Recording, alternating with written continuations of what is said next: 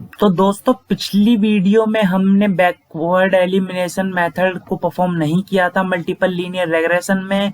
मैंने बोला था कि अब अगली वीडियो में हम बताएंगे, तो अगली वीडियो में बैकवर्ड एलिमिनेशन मेथड लेके मैं आ गया हूँ।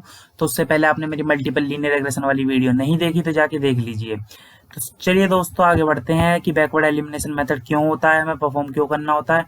तो दोस्तों होता क्या है, सबसे पहले मैं आपको यहाँ दिखाता हूँ कि लीनियर रेग्रेशन मॉडल में हमारे होता ही है कि हमारे पास एक ही डिपेंडेंट वेरिएबल होता है, एक ही इंडिपेंडेंट वेरिएबल होता है, कोई लफड़ा ही नहीं है, बात खत्म हो गई। ठीक है।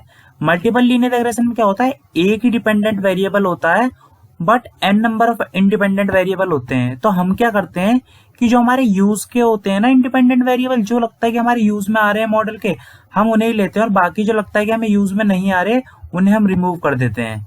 ठीक है। तो बैकवर्ड एलिमिनेशन मेथड में भी हम इस तरीके से कुछ रिमूव करके दिखाएंगे आपको। अब क्या है आगे,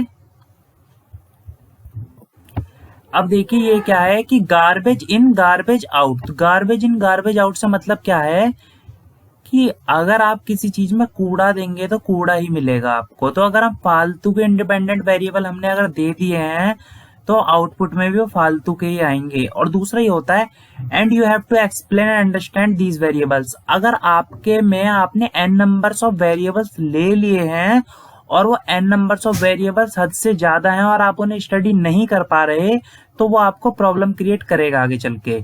कहीं आप प्रेजेंटेशन दे रहे हैं, आपको ईच एंड एवरी वेरिएबल के बारे में इंफॉर्मेशन होनी चाहिए, बट अगर आपके मॉडल में एन नंबर ऑफ वेरिएबल होंगे तो वो आपके लिए भी प्रॉब्लम क्रिएट करेगा कि आप उनके बारे में नॉलेज कैसे लें।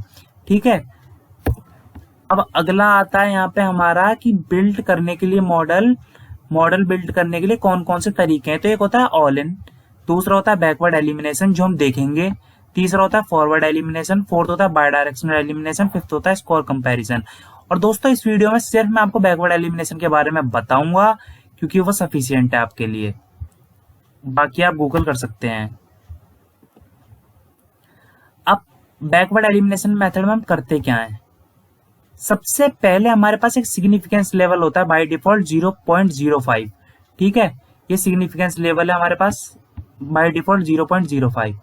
तो हम करते क्या है, fill the full model with all input predictors. तो हमारे जो इनपुट में वैल्यू आती है हम उससे बार बार चेक करते हैं क्या मेरी वैल्यू 0.5 से ज्यादा है, और जब जब मेरी वैल्यू 0.5 से ज्यादा होगी मैं उस वैल्यू को रिमूव कर दूंगा। फिर रिमूव करने के बाद क्या करूंगा, मैं फिर जाऊंगा दोबारा अपने मॉडल में और चेक करूंगा क्या मेरी वैल्यू फिर से 0.5 से ज्यादा है। अगर फिर से 0.5 से ज्यादा होगी तो मैं फिर आऊंगा वापस और फिर से उस वैल्यू को रिमूव कर दूंगा। और मेरा फिनिश मॉडल जब ही होगा जब तक मेरे मॉडल में कोई भी वैल्यू जो मेरी सिग्निफिकेंस वैल्यू है 0.05 से ज्यादा नहीं बचेगी। तो हम बैकवर्ड एलिमिनेशन में यही करेंगे, हम चेक करेंगे कि मेरे किसी भी इंडिपेंडेंट वेरिएबल में जो वैल्यू है वो 0.05 से ज्यादा वहां पे बच रही है कि नहीं बच रही है। अगर बच रही होगी तो उसे मैं रिमूव कर दूंगा। ठीक है। तो अगर आपको यहाँ पे ढंग में समझ में नहीं आया कि क्या करा है कैसे करा है तो कोई दिक्कत मत लीजिए, जब कोड करेंगे हम तो ढंग में समझ में आ जाएगा। अब दोस्तों आता है हमारे प्री रिक्वेस्ट लाइब्रेरीज, क्या क्या हमें इसके लिए जरूरत पड़ेगी। तो सबसे पहले आपको इंपोर्ट करना पड़ेगा पिप इंस्टॉल स्टेट्स मॉडल आपकी कमांड प्रॉम्प्ट खोल के, और फिर करना पड़ेगा पिप इंस्टॉल पैटसी। तो क्या करता हूं मैं आपको परफॉर्म करके दिखाता हूँ, कमांड प्रॉम्प्ट खोल लेता हूं मैं अपना।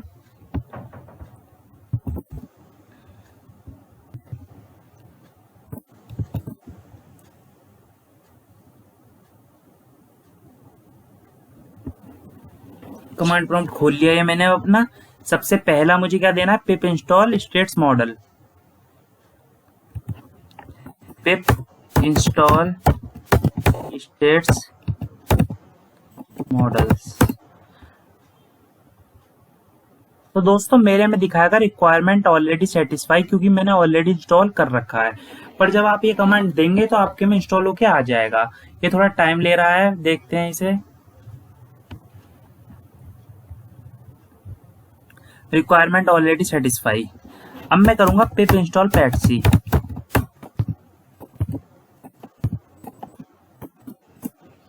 ये भी कह देगा रिक्वायरमेंट ऑलरेडी सेटिस्फाई। अब आती है बात दोस्तों अपने मॉडल पे जाने की। तो अब क्या करेंगे, जुपिटर नोटबुक खोलूंगा मैं, इम्प्लीमेंटेशन करूंगा।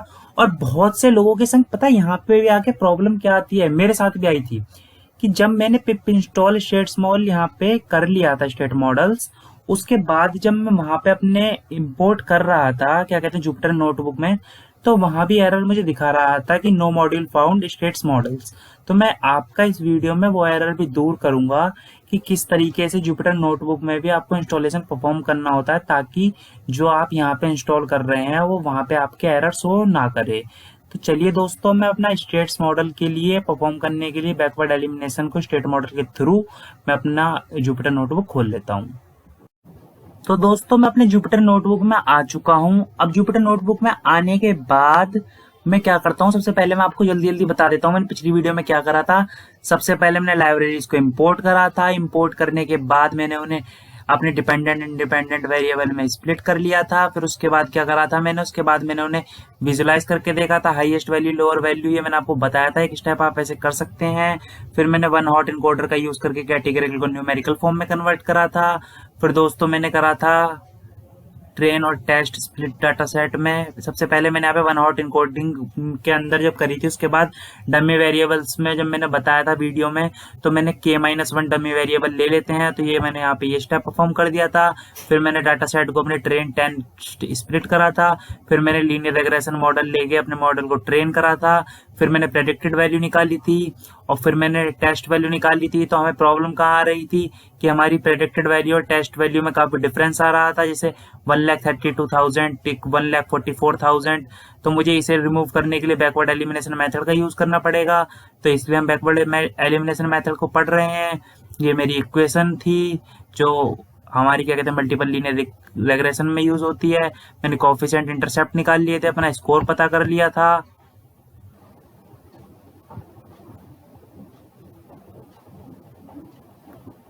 अब क्या करता हूं मैं दोस्तों, यहाँ पे सबसे पहले मैं करता हूं इन सबको दोबारा से run, restart and run all.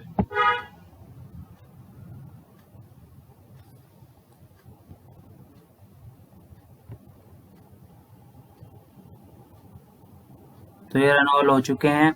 अब दोस्तों पहला स्टेप होगा मेरा स्टेट मॉडल को इंपोर्ट करना मेरे बैकवर्ड एलिमिनेशन को परफॉर्म करने के लिए। तो जब मैं इंपोर्ट करूंगा यहाँ पे, ये जिसके में दिक्कत आए वो जरूर देखे, अगर जिसके में नहीं आ रही तो वेल एंड गुड, जिसका डायरेक्ट इंपोर्ट होके चल गया है। पर बहुत से लोगों के में दिक्कत आती है, तो अगर जिसके में दिक्कत आए तो वो उसके लिए है स्टेप जो मैं अगला बताऊंगा, और जिसके में दिक्कत नहीं आए वो इतने पोर्शन को स्किप कर सकता है वीडियो के। तो SSM इसे मैंने एग्जीक्यूट कर लिया, तो ये मेरा एग्जीक्यूट हो गया। अब बहुत से लोगों के में एग्जीक्यूट होने के बाद भी लिखा आ रहा होगा स्टेट मॉडल्स नॉट फाउंड। तो आपको क्या करना है, आपको यहाँ पे लिखना है पिप इंस्टॉल अपने जुपिटर नोटबुक के अंदर स्टेट्स मॉडल्स, और इस वाले बटन पे जाके फॉरवर्ड वाला जो दिख रहा है आपको, यहाँ पे लिखना है restart and run all cells. तो अभी थोड़ा टाइम लेगा।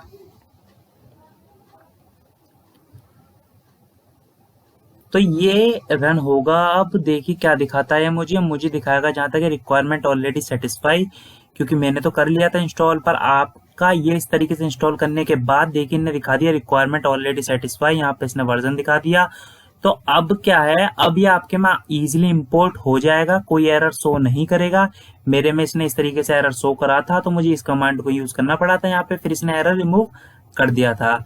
अब मेरा फॉर्मूला होता है y = d0 प्लस का b1 x1 b2 x2।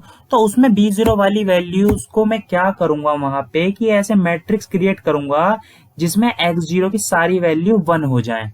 तो उसके लिए क्या करता हूं मैं, x0 = मैं mp.arrange फंक्शन का यूज करके, सॉरी अपेंड का यूज करके, है ना, अपेंड का यूज करने के बाद मैं क्या करूंगा, अपेंड क्या करता है हमारी वैल्यू को ऐड करने में हेल्प करता है। np.ones यानी कि वंस की मुझे वो बनानी है मैट्रिक्स, इसका मैंने बताया था अपनी numpy1 वीडियो में, ठीक है। और 50 ये इसका साइज दे दिया मैंने यहाँ पे। अब क्या करना है, मुझे इसका डाटा टाइप देना होता था, तो डाटा टाइप देने के लिए मैं क्या करूंगा, एज टाइप, एक सेकेंड, ये एज टाइप, और इसके अंदर मैं लिखता हूँ इंटीजर टाइप की चाहिए, वरना बाय डिफॉल्ट फ्लोट टाइप ही देता है मुझे। और मैं क्या करूंगा, वैल्यूज में कर देता हूँ एक्स को पास, जिसका लिए मुझे परफॉर्म करना था, जो मेरा इंडिपेंडेंट वेरिएबल था। और मैं क्या करता हूँ, एक्सेस जो है कॉलम वाइज देनी है तो 1 दे देता हूँ। यहाँ पे मैं इसे एग्जीक्यूट कर देता हूँ, तो मेरा एग्जीक्यूट होके आ गया। तो ये देखिए इस तरीके से एग्जीक्यूट होके आ चुका है मेरा। अब अगला स्टेप मुझे क्या परफॉर्म करना है, तो पहले मैं इसे हटा देता हूँ। तो दोस्तों अब बैकवर्ड एलिमिनेशन मेथड परफॉर्म करेंगे यहाँ से। तो मैं हेडिंग बना लेता हूँ, बैकवर्ड एलिमिनेशन। तो एक XOP नाम से मैं बनाता हूँ, जिसके अंदर मैं x के वो कॉलम पास करूंगा जिसके अंदर मुझे बैकवर्ड एलिमिनेशन परफॉर्म करना है।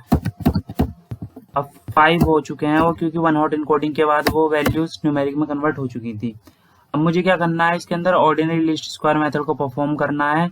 तो दोस्तों यहाँ पे मैं आपको एक चीज बताऊंगा जो जनरली वीडियोस में आपको नहीं मिलती देखने को, कि बहुत लोगों के में यहाँ पे एक एरर शो करता है।